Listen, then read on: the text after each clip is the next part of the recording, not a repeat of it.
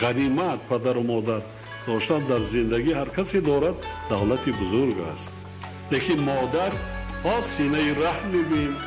که شیر سفید پاک یا یکی اذیتی کشیده است در وقت تولد یا که بیدار خواب یا که در سری گواره مایده دای میگن چقدر خدمتی نکنیم از سرشان تیلاکی نریزیم. همه خدمتی ما در 100 سال در نزد مادر با یک شب بیدار خواب یا که سری گواره رو برابر نمیشه. بسم الله الرحمن الرحیم. آمین بچه کمال امروزی دولتتون تن صحتتون طلب مراداتتون الهی و کمالی پیر برسیم بچه من چه سالتون کنم علی شیر خدا خباتون بزن خدا خدیر و باتون شود در صفی دیمونو بچن در پناه خدا دایم سر بلام بودن صد جان و دل فدایی یک مدعای مادر فتح و کشای شارع دستی دعای مادر صد جان و دل فدایی یک مدعای مادر فتح و کشای شارع دستی دعای مادر بشنید گر صدایم دنیای سخت گوشان بشنید گر صدایم دنیای سخت گوشان انگیزه است شاید از الله های مادر انگیزه است شاید از الله های مادر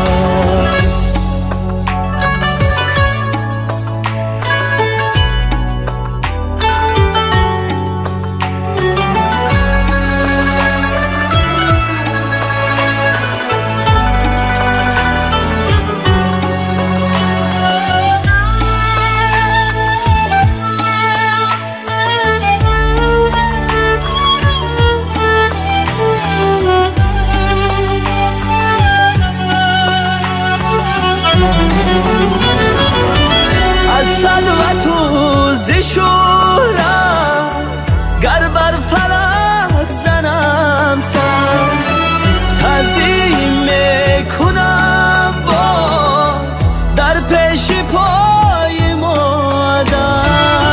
گردون صفا ندارد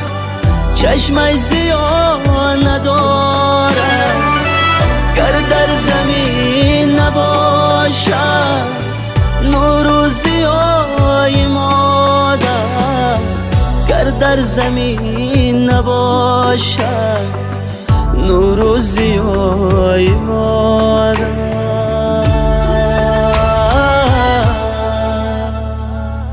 صد جان و دل فدایی یک مدعای مادر فتح و کشای شارع دستی دعای مادر بشنید گر صدایم دنیای سخت گوشان بشنید گر صدایم دنیای سخت گوشان انگیزه است شاید از الله های مادر انگیزه است شاید از الله های مادر جانم فدای مادر